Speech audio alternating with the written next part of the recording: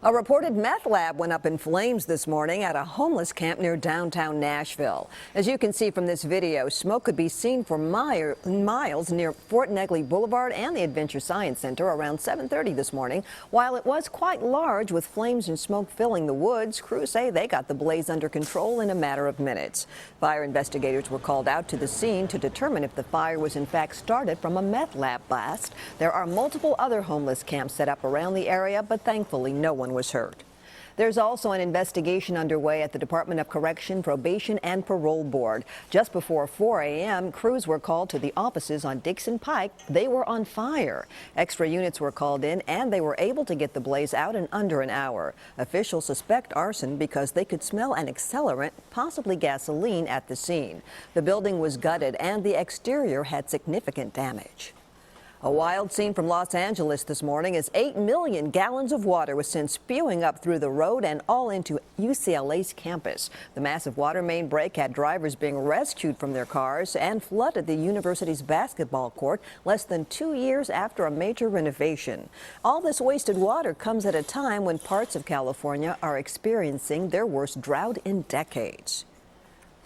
There was graphic testimony yesterday in the Holly Bobo case. A witness testified she saw a video that could change everything in the case. I seen a woman that was tied up that was crying. All right, now let's talk about that. Did you recognize the woman? She was blonde. Yes, it looked like Holly Bobo.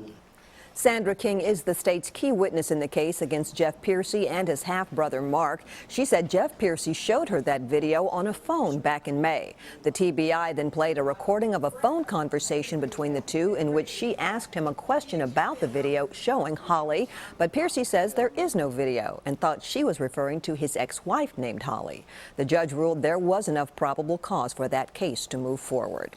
It was a controversial domestic violence case that sparked a war of words between a Nashville judge and the police chief. Coming up at 4, for the first time, we hear from the suspect. News Channel 5 chief investigative reporter Phil Williams has the exclusive. No one has heard from developer David Chase until now, and he's telling his side what he says really happened between him and the alleged victim. As you might expect, it's very different from her story. Again, that's a News Channel 5 exclusive right here at 4 o'clock. And it's been a long time coming, but the brand new health department is open for business. 1, 2, 3.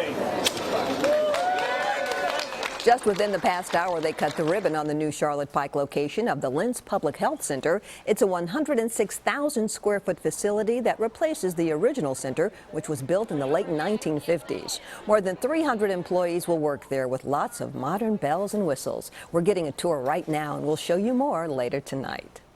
I'll see you back here at 4 with more news and more fun chances to win. So don't forget, we'll be giving away a pair of Titans tickets to the 5th caller in both the 4 p.m. and the 5 p.m. newscasts today.